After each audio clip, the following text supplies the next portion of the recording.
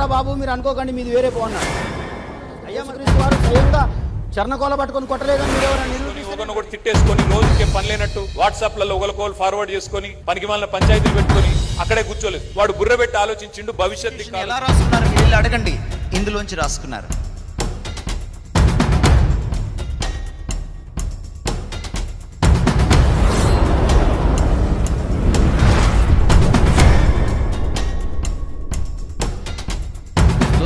Praise the Lord. దేవుని యొక్క మహాకృపలో ఈ ఉదయకాల వేళ మీ అందరికీ కూడా శుభాలు తెలియజేస్తూ ఈ వీడియోకి స్వాగతం పలుకుతున్నాను. కదరే కృష్ణ గారు professor and PhD scholars. So అనేకమైనటువంటి అద్భుతమైన సందేశాలు ఇస్తూ ఆయా ప్రాంతాల్లో చాలామంది ప్రజలను మోటివేట్ చేస్తూ ఉంటారు. చాలామంది ఇంప్రెస్ అయ్యి వారి యొక్క అడుగుజాడల్లో నడుస్తూ ఉంటారు. అంబేద్కరిస్టులుగా వారి యొక్క పరిమాణంలో అనేకమైనటువంటి స్థలాల్లో మరి చైతన్యవంతులుగా చేయడానికి ప్రయత్నాలు చేస్తూ ఉంటారు. సో అదే టైంలో మరి పరిశుద్ధ గ్రంథమైనటువంటి బైబిల్ గ్రంథాన్ని వారు కొంత ప్రస్తావిస్తూ ఆ గ్రంథం యొక్క ప్రత్యేకతను తెలియజేస్తూ మరి ఈ గ్రంథము ద్వారా దీన్ని బోధిస్తున్నటువంటి పాస్టర్లు, సేవకులు, బోధకులు దయచేసి మా వాళ్ళకి, మమ్మల్ని ఫాలో అవుతున్నటువంటి వారికి రాజకీయాన్ని నేర్పండి, బైబిల్ గ్రంథంలో చాలా మంచి రాజకీయం ఉందంటూ వారు ప్రస్తావించారు. కాబట్టి ఈ సమయంలో వారు మాట్లాడిన ప్రతి మాటను మనం తీసుకుంటూ దాని గురించి వివరించుకుంటూ ముందుకు సాగుదాం. అసలు యాక్చువల్గా ముందుగా వారు ఏం మాట్లాడారో ఒకసారి వీడియోని వీక్షించండి. రోమీలకు రాసిన పత్రిక 9:16 చదవండి, చెప్తుంది మీకు ఏం జరిగిందో చెప్తుంది అక్కడ. ఆయన నెరవేర్చుటకు వచ్చాడు, రిక్తహస్తుడై వెళ్ళిపోయాను, ఏం లేదు, వచ్చిండి వెళ్ళిపోయాడు, చాప్టర్ క్లోజ్ అయింది రా అన్నాడు. రాజకీయం, బైబిల్ నిండా రాజకీయాలే ఉంటాయి. మనకు ఆ రాజకీయాలు ఒక్కటి చెప్పరు, మన పాస్టర్లు అన్నీ చెప్తారు. పాస్టర్లు రాజకీయాలు చెప్పినాడు ఈ దేశంలో మనకు స్వతంత్రం వస్తుంది. నేను పాస్టర్లు అందరూ రిక్వెస్ట్ చేస్తున్నా, నమస్కారం పెట్టి చెప్తున్నా, రాజకీయాలు చెప్పండి. మా వాళ్ళకు అంత నాలెడ్జ్ ఉంది. ఆది కాండం నుంచి ప్రకటన గ్రంథం దాకా చదువుతారు. 5వ దూత బూర ఊదిన ప్రగాధపు తాళపు చేతులు తెరవబడిను. వాళ్ళకంటే ఎక్కువ ఫాస్ట్గా చదువుతారు మా వాళ్ళు. మత్తయి సువార్త 5వ అధ్యాయం అనగా నెమ్మడి తీస్తూనే ఉంటాడు మావాడు. ఎక్కువసేపు టైం పట్టదు మాకు, 1 నిమిషం, సెకండ్ల మీద తీసేస్తాడు. ఏడ్చువారు ధన్యులు వారు ఓదార్చబడదురు, సాత్వికులు ధన్యులు వారు భూమిని స్వతంత్రించుకుందరు. ఫాస్ట్ చేస్తాం మేము. మాకు తెలియదు ఒక్కటి రాజకీయం, మాకు తెలియని రాజకీయాలు నేర్పండి మా వాళ్ళకు దయచేసి. అప్పుడు తెలుస్తుంది మీ ఆట ఏందో తెలుస్తుంది. బైబిల్ జోలికి ఎట్టొస్తారో, చర్చి జోలికి ఎట్టొస్తారో, ఎట్ట మీరు మా మీద దాడులు చేస్తారో అప్పుడు తెలుస్తుంది, రాజకీయాలు తెలుస్తాయి. రైట్, విన్నారు కదా, చూశారు కదా. సో వారు ఏం చెబుతున్నారంటే రోమపత్రిక 9:16లో అద్భుతంగా ఇలా జరిగింది, ఇలాంటి విషయాలు ఉన్నాయి. కాబట్టి దీనిని నేను రాజకీయ పరంగా లేకుంటే రాజకీయంగా చాలా అద్భుతమైన కార్యాలు యేసుక్రీస్తు చేశారని మాట్లాడారు. సో వాళ్ళు ఏం చెబుతున్నారంటే మా వాళ్ళకి కనుక మీరు రాజకీయం నేర్పితే బైబిల్లో నుండి అప్పుడే ఈ దేశానికి స్వతంత్రం వచ్చినట్లు అని కూడా వారు వివరించారు. ఎందుకంటే మరి బ్రిటిష్ లా కానీ, అమెరికాలో ఉన్నటువంటి లా కానీ, లేకుంటే అక్కడ ఉన్నటువంటి ప్రతిదీ కూడా మరి ద్వితీయోపదేశ ఖండముల నుండే వారు రాసుకున్నారు. అలాగనే మరి డాక్టర్ బిఆర్ అంబేద్కర్ గారు కూడా అమెరికాలో ఉన్నటువంటి రాజ్యాంగాన్ని, అలాగే మరి బ్రిటిష్లుగా ఉన్నటువంటి రాజ్యాంగాన్ని కూడా చదివారు వారు. అంతేకాకుండా రష్యను, ఆ ప్రాంతాల్లో ఉన్నటువంటి రాజ్యాంగాలన్నీ కూడా చదివి మరి మన రాజ్యాంగాన్ని కూడా ఏర్పాటు చేశారు. కాబట్టి నిజంగా ఈ టైంలో వారు అలా మాట్లాడటాన్ని బట్టి నేను చాలా సంతోషిస్తూ ఉన్నాను. కాబట్టి ఈ సమయంలో మరి బైబిల్లో కూడా చాలా రాజకీయాలు ఉన్నాయంటూ మరి చెప్పడం స్టార్ట్ చేశారు. సో కాబట్టి నేను ఆ విషయాన్ని మీకు గుర్తు చేస్తాను. ఎస్, రాజకీయము బైబిల్లో నుండి స్టార్ట్ అయింది అంటానికి గల కారణం ఏంటంటే బైబిల్ ప్రతిదానికి కూడా పునాది. బైబిల్ ప్రతిదానికి కూడా పునాది. ఈ ప్రపంచంలో ఒక నాయకుడిని నిలబెట్టాలన్నా, ఒక నాయకుడు పరిపాలన చేయాలన్నా, అతడు పాలించాలన్నా, అతడు బోధించాలన్నా, అతడు ఎవరైనా పర్వాలేదు, కానీ రక్షకుడు సృష్టికర్త అయినటువంటి జీవము కలిగినటువంటి దేవుడు మాత్రమే కాన్స్టిట్యూషన్ని అలాగనే ఫీనల్ కోడ్ని ఏర్పాటు చేశాడు. కాబట్టి మరి ఇవన్నీ కూడా ఎక్కడున్నాయి అంటే ద్వితోపదేశ కాండంలో అనేకమైనటువంటి అద్భుతమైనటువంటి విషయాలు ఇక్కడ రాయబడ్డాయి. దీని గురించి మనకు రక్షణ ఛానల్లో కూడా చాలాసార్లు టెలికాస్ట్ చేశారు. అందులో ఉన్నటువంటి మరి ప్రకాష్ గారు ఒక విషయాన్ని ప్రస్తావిస్తున్నారు. నేను ఆ విషయాన్ని మీకు ఈ సమయంలో గుర్తు చేస్తాను. చూద్దాం ఒకసారి. కంపైలేషన్ చేశాడు. బ్రిటిష్, అమెరికన్, ఫ్రెంచ్ రకరకాల రాజ్యాంగాల్ని కూర్చాడు ఆయన. మీకు మాట చెప్పనా, భారతదేశంలో క్రైస్తవ మిషనరీలు స్కూళ్ళు పెట్టకుండా ఉంటే అంబేద్కర్ ఏంటి, జవహర్లాల్ నెహ్రూ, బాలగంగాధర్ తిలక్, మౌలానా అబ్దుల్ కలాం ఎవ్వరూ ఉండేవాళ్ళు కాదు. మహాత్మా గాంధీ చదువుకుని ఉండేవాడు కాదు. వెస్టర్న్ కంట్రీస్కి వెళ్ళి అంబేద్కర్ చదువుకోకపోతే క్రిస్టియన్ ఇన్స్టిట్యూషన్స్లో ఇవన్నీ అంబేద్కర్ గారికి తెలిసి ఉండేవి కాదు. అంబేద్కర్ గారు చాలా గొప్పవాళ్ళు, నేను ఆయన అభిమానిని. కానీ క్రైస్తవ మిషనరీలు అంబేద్కర్ గారి జ్ఞానానికి పునాది వేశారు. అమెరికన్ దేశంలో ఉన్న రాజ్యాంగం అంబేద్కర్ చదివాడు. సోషల్ స్టడీస్లో, హ్యుమానిటీస్లో ఒక ప్రశ్న ఉంటుంది, the constitution of India is a copy of British constitution, why explain అని. బ్రిటిష్ కాన్స్టిట్యూషన్ని ఎలా రాసుకున్నారు మీరు వెళ్ళి అడగండి, ఇదిగో ఇందులోంచి రాసుకున్నారు. అమెరికన్ కాన్స్టిట్యూషన్ ఎలా రాసుకున్నారు మీరు వెళ్ళి అడగండి, ఇందులోంచి రాసుకున్నారు. ఎస్, చూశారు కదా. ఈ కాన్స్టిట్యూషన్ని అలాగనే ఈ ఫీనల్ కోడ్ని, ఈ రాజ్యాంగాన్ని మనం తీసుకోవటానికి గల కారణాలు కూడా బైబిల్ గ్రంథంలో ఉన్నవి అంటూ కూడా మరి సహోదరులు తెలియచేశారు. కాబట్టి ఈ సమయంలో మరి కదర్ కృష్ణ గారు కొన్ని విషయాలు ప్రస్తావించారు. ఆ మాటలను నేను క్లియర్గా చూసుకోవడానికి ముందుకు వెళ్దాం. బైబుల్ ఎలా చదివితే అలాగే అర్థమవుద్ది. ఈ మాట నిజంగా నాకు చాలా అద్భుతం అనిపించింది. నేను బైబిల్లో ఒక వస్తువు కోసం నేను చదవాలి అనుకుంటే అలాగే దొరుకుద్ది. కొంతమంది బైబిల్ని ఏం చేస్తారంటే దాని మీద నిందలు వేయటానికి, అంటే బైబిల్ని వక్రీకరించడానికి చాలామంది చదువుతున్నారు ఈ రోజుల్లో బైబిల్. ఒక దినాన ఆచార్య ఆర్ఆర్కే మూర్తి గారు, వారు పండితులు, బైబిల్ బ్రాహ్మణ కుటుంబంలో ఉన్నటువంటి వ్యక్తులు. వారు కూడా ఈ బైబిల్ గ్రంథాన్నట ఇందులో ఉన్నటువంటి తప్పుల్ని పట్టుకోవటానికి, అంటే మనిషి తప్పులు, బైబిల్ తప్పులు ఇలాంటివి ఉంటాయి కదా, సో అలాంటివి పట్టుకోవడానికి, మనిషి చేసినటువంటి తప్పులు బైబిల్లో ఉంటాయి, వాటిని పట్టుకోవటానికి బైబిల్ చదివాడట. యాక్చువల్గా ఆ బైబిల్ చదివితే ఆ బైబిల్లో ఉన్నటువంటి పరిశుద్ధమైనటువంటి మాటలు మరి ఆచార్య ఆర్ఆర్కే మూర్తి గారి యొక్క పాపాలను పట్టుకున్నాయట. సో ఆయన వ్యక్తిగతంగా చాలాసార్లు సాక్ష్యాన్ని చెప్పారు. ఇంతకంటే ఎక్కువగా మనం మాట్లాడుకోలేం. కాబట్టి ఆ బైబిల్ గ్రంథం ఏంటంటే ప్రేమైనటువంటి దేవుని ప్రజలారా, అన్ని విషయాలకు సమస్తమైనటువంటి విషయాలకు మూలమై ఉంటూ ఉంది. ఆ తర్వాత ఇంకొక విషయాన్ని గుర్తు చేశారంటే, యేసుక్రీస్తు వారు కూడా కొరడాను యూజ్ చేశారు. చాలా కోపం వచ్చేసింది ఆయనకి. కాబట్టి ఆయన మరి ఆ రోజున నా తండ్రి ఇల్లు దేవాలయము, సకల ప్రజలకి ఇది ప్రార్థనా మందిరం కనుక ఈ ప్రార్థనా మందిరం మీరు దొంగల గుహగా మార్చారంటూ ఆయన కొరడా పట్టి అందరిని కొట్టి వెళ్ళగొట్టేశాడు. ఆ పని మరి ఇప్పుడు మీరు కూడా చేయాలంటూ ప్రస్తావించారు. అయితే ఆయన వెళుతూ మాత్రం ఇతరులను గాయపరచమని చెప్పలేదు సార్. ఈ విషయాన్ని మీరు గుర్తు చేసుకోవాలి. ఇతరులను మనం అంటే ఆయన వెళ్ళిపోయిన తర్వాత ఉన్నటువంటి సావుకులుగా మేము, మాలాంటి సావుకులు కానీ బోధకులు కానీ ఎవరైనా సరే, క్రైస్తవులు ఉన్నటువంటి ప్రతి ఒక్కరు కూడా ఇతరులను గాయపరచడానికి మాకు రైట్స్ ఇవ్వలేదు. అంటే ఆయన ఆ రోజున మందిరాన్ని క్లీన్ చేయడానికి యూజ్ చేశాడు. కానీ ఇప్పుడు ఏంటంటే ఒక చెంప కొడితే ఇంకొక చెంప చూపించమనే ఆ రూల్లో మేమున్నాము ఇప్పుడు. అంతేకాకుండా ఇతరులను గౌరవించి ప్రేమించే రూల్లో మేమున్నాము. అంతేకాకుండా నిన్ను వల్లని పొరుగు వారిని ప్రేమించమనే రూల్లో ఇప్పుడు ఉన్నాము. కాబట్టి ఇతరుల పైన చేయి చేసుకునే అంతా లేదు. అయితే మీరు ఒక ప్రస్తావన తీసుకొచ్చారు. ఏం తీసుకొచ్చారంటే, ఒకవేళ మీరు చర్చికి వైఫ్ అండ్ హస్బెండ్ వెళ్తూ ఉంటే, ఫర్ ఎగ్జాంపుల్గా నేనే ఉన్నాను, కదర్ కృష్ణ అని నేనే ఉన్నాను, నేను ఆ భార్యను తీసుకొని మా ఇంటి పక్కన ఉన్నటువంటి హెబ్రోన్ చర్చికి వెళ్తున్నాను. అప్పుడు మరి ఎవరో వచ్చి నా భార్య చేయి పట్టుకుంటే నేను ప్రభువా వీడేమి చేయించున్నారు వీరని చెప్పి అంటానా, లేకపోతే కొడతానా అన్నట్టుగా మీరు మాట్లాడారు. ఓకే, ఆ విషయం అనేది మనం వ్యక్తిగతమైనటువంటి విషయం.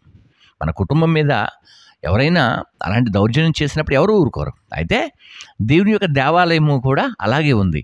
అయితే సమాజంలో మాత్రం మనం కొట్లాట్లకి పోట్లాట్లకు వెళ్ళకూడదు. వ్యక్తిగతం వేరు, సమాజంలో ఉన్నటువంటి వ్యక్తిత్వం వేరు. ఇప్పుడు సమాజంలో ఫర్ ఎగ్జాంపుల్గా యేసుక్రీస్తు వారే ఉన్నారు.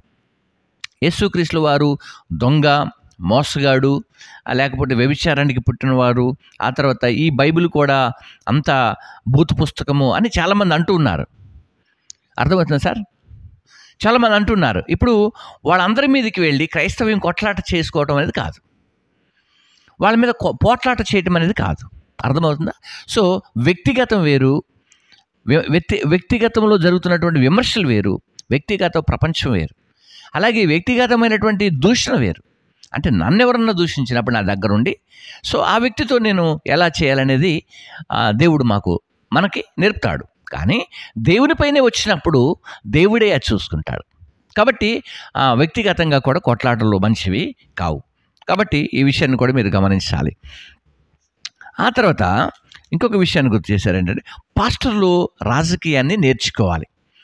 పాస్టర్లు రాజకీయాన్ని నేర్పించాలి. పాస్టర్లు రాజకీయాన్ని చేయాలి, మరలా నేర్పించాలి. సో ఇది బాగుంది, కొటేషన్ బాగుంది. కానీ నేర్పించడం వరకు ఓకే సార్, నేర్పించటం ఓకే, నేర్చుకోవాలి, నేర్పించాలి. నేర్చుకుంటే నేర్పించే అవకాశం ఉంటుంది. Okay, right. అయితే ఇక్కడ పాస్టర్లు రాజకీయం చేయకూడదు సార్. నేర్పించాలి ఓకే, నేర్చుకోవాలి వరకు ఓకే, కానీ పాస్టర్లు రాజకీయం చేయకూడదు. పాస్టర్లు రాజకీయం చేస్తే ఎలా ఉంటుందంటే, మనం చూస్తున్నాం మన భారతదేశంలో కేఏ పాల్ గారు రాజకీయ నాయకుడిగా మార్చబడ్డాడు. ప్రజాశాంతి పార్టీ పెట్టి రాజకీయ నాయకుడిగా వ్యక్తిగతమైనటువంటి జీవితాన్ని తీసుకున్నాడు. అంటే ఇంతకుముందు దేవుని యొక్క జీవితం, అది సేవకుని జీవితం అంటే దేవుని జీవితం, సర్వెంట్ ఆఫ్ గాడ్. సో రాజకీయ నాయకం అనేది పబ్లిక్ సర్వెంట్. ఓకేనా? సో చాలా వ్యత్యాసం ఉంటుంది. దేవుని సేవకి ప్రజల సేవకి చాలా వ్యత్యాసం ఉంటుంది. ఇప్పుడు సర్వెంట్ ఆఫ్ గాడ్ దేవుని సేవకుడైతే దేవుని పనులు మాత్రమే చేస్తాడు. పబ్లిక్ సర్వెంట్ ఎలా ఉంటాడంటే, యువర్ ద పబ్లిక్ సర్వెంట్. ఒక సీఎం పబ్లిక్ సర్వెంట్, ఒక ఎమ్మెల్యే పబ్లిక్ సర్వెంట్. ఓకేనా? సో ఒక కలెక్టర్ కూడా పబ్లిక్ సర్వెంటే. పబ్లిక్ సర్వెంట్ మీన్స్ నేను నీకు ఓటేసాను, నాకు పని చేయాలి, డిమాండ్ ఉంటుంది. నేను ట్యాక్స్ పే చేశాను, నా ఇంటికి సమస్య ఉంది, ఈ సమస్యలు మీరు తీర్చాలి, ఇది public demand. But servant of god no demand. ఇక్కడ ప్రార్థించాలి, ప్రజల పక్షాన పోరాటం చేయాలి, ప్రజలను ఆశీర్వదించాలి, సేవకుడిగా ప్రజల యొక్క మేలు కోరుకోవాలి. సో ఇక్కడ తేడా ఉంటుందన్నమాట. కాబట్టి మీరు ఈ విషయాన్ని గమనించాలి. కాబట్టి రాజకీయం సేవకులు చేయకూడదు, రాజకీయం నేర్పించాలి. మీరు అన్నది బాగుంది మీ వాళ్ళకి. ఇప్పుడు అంబేద్కరిస్టులే కదా సార్, టోటల్గా ప్రపంచంలో రాజకీయం అనేది బైబిల్ ద్వారానే బయటకు వచ్చింది. మీరు కూడా నేర్చుకున్నారు, చాలా బాగుంది. అక్కడ అర్థమైంది కదా సార్. పాస్టర్లు నేర్చుకోవాలి, నేర్పించాలి, కానీ రాజకీయం పాస్టర్స్ చేయకూడదు. చేస్తే ఎలా ఉంటుందంటే, దీనికి ఉదాహరణగా కేఏ పాల్ గారే ఉన్నారు. సో వారు రాజకీయంలో 100% ఫెయిల్ అయిపోయారు. మీరు ఒకసారి ఈ విషయాన్ని గమనించండి. రాజకీయం నేర్చుకుంటే చర్చి మీద చెయ్యి ఎవరు వేయరు. ఓకేనా? రాజకీయ నాయకులు ఉంటే చర్చి మీద చెయ్యి ఎవరు వేయరు. అయితే విషయం ఏంటంటే సార్, మన భారతదేశంలో ఉన్నటువంటి ప్రాబ్లం ఏంటంటే, ఎప్పటివరకు నేను ఒక వీడియో చూశాను, మన కేటీఆర్ గారు మాట్లాడారు.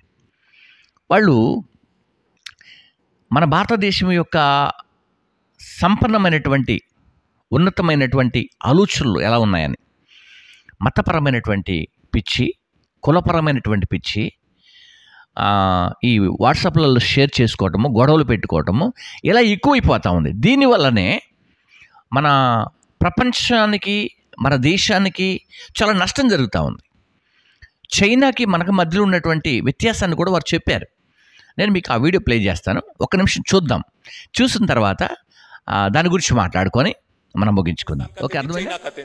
గాడికే మన లెక్క. ఎన్ని రోజులు పోల్చుకుందాం పాకిస్తాన్ తోని, బంగ్లాదేశ్ తోని, ఆఫ్ఘనిస్తాన్ తోని, పోటీ పడద్దా అమెరికాతోని, యూరోప్ తోని, పోటీ పడద్దా సింగపూర్ తోని, పోటీ పడద్దా చైనా తోని. ఒక చిన్న కథ చెప్తాను నేను మీకు. 1987లో ఇండియా చైనా రెండు సిమిలర్ సైజ్ కంట్రీస్, పాపులేషన్ పరంగా చూసుకుంటే మనకంటే కొద్దిగా పెద్దవాళ్ళు. 1987 మరి ఎంతమంది ఇక్కడ పుట్టినారో లేదో తెలియదు నాకు ఆ టైంలో, గానీ 1987 లో భారతదేశం చైనా రెండింటి యొక్క జీడిపి $470 బిలియన్ మాత్రమే. రెండు సేమ్ జీడిపి సైజ్. 35 ఏళ్ల తర్వాత ఈ రోజు భారతదేశం యొక్క GDP $3 trillion.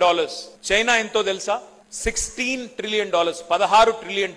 They are the second largest economy in the world. మరి ఏం జరిగింది 35 ఏళ్లలో? ఏం జరిగింది అంటే చైనా వాడు మనలాగా కులాల పేరిట, మతాల పేరిట చిల్లర పంచాయతీలు పెట్టుకొని, ఒకరినొకడు అనుమానపు చూపులు చూసుకొని, ఒకరినొకడు తొక్కేసుకొని, ఒకరినొకడు తిట్టేసుకొని, రోజు ఇంకేం పని లేనట్టు వాట్సాప్లలో ఒకరికొకరు ఫార్వర్డ్ చేసుకొని పనికిమాలిన పంచాయతీలు పెట్టుకొని అక్కడే కూర్చోలేదు. వాడు బుర్ర పెట్టి ఆలోచించిండు, భవిష్యత్ దిక్కు ఆలోచించిండు.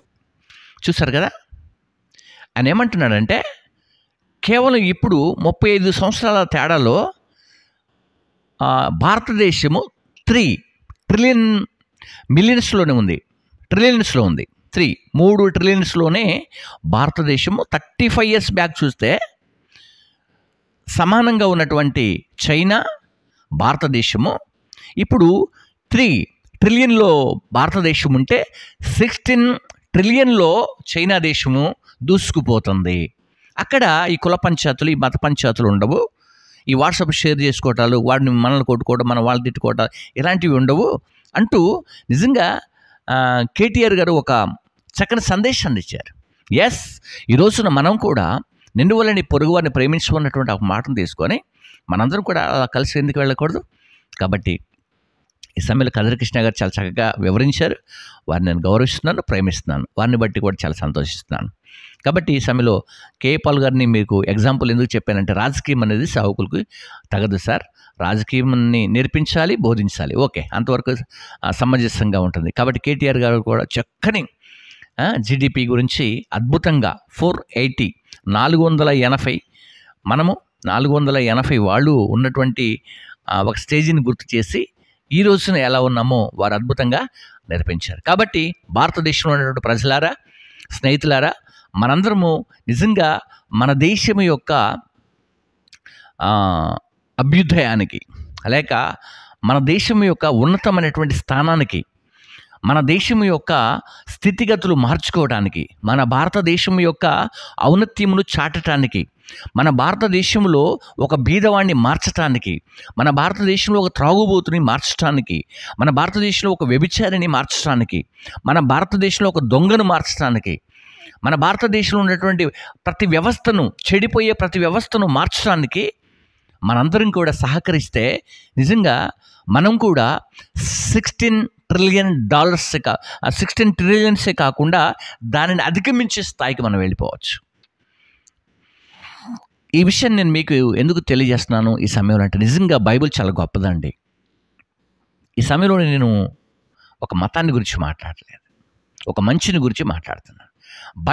Bible it's a wonderful, biggest, honourable book. So ఒక గొప్పతనాన్ని, ఒక అధికారమును చాటి చెప్పే గ్రంథం ఈ గ్రంథం. కాబట్టి ఈ గ్రంథం ద్వారా ఇంకా అనేక సత్యాలు మనందరం నేర్చుకోవడానికి ముందుకు రావాలి. మీ అందరికీ కూడా శుభాలు తెలియజేస్తున్నాను. God bless you. అందరికీ కూడా వందనాలు. ముందుగా ఈ వీడియోని వీక్షించి మీ అందరికీ కూడా శుభాలు తెలియజేస్తున్నాను. మామూలు అలాగనే మరి ప్రొఫెసర్ అండ్ PhD స్కాలర్ అనేటువంటి కదిరి కృష్ణ గారికి శుభాలు తెలియజేస్తున్నాను. సార్, బైబిల్ గురించి ఇంకా చక్కగా బోధించండి. ఆయా ప్రాంతాల్లో అందరినీ ఒక నూతనమైనటువంటి రెవల్యూషన్కి తీసుకురండి. ఆ తర్వాత మరి కేఏ పాల్ గారు దయచేసి రాజకీయాన్ని మానేసి, రాజకీయం వైపు చూడకుండా మీకు అప్పగించిన సేవ వైపు ముందుకు వెళ్తే చాలా బాగుంటుందని ఈ సమయంలో నేను కోరుకుంటున్నాను. అలాగనే కేటీఆర్ గారు చక్కని మాటలు చెప్పారు సార్. మన భారతదేశం యొక్క స్థానం ఏంటో మీరు చెప్పగలిగారు. సో ప్రజలారా, యూత్ జనరేషన్స్, అలాగనే మరి ఇప్పుడు మన భారతదేశానికి ఉన్నతమైనటువంటి స్థానంలో ఉన్నటువంటి రాజకీయ నాయకులందరూ కూడా ఒకసారి ఆలోచించేయండి.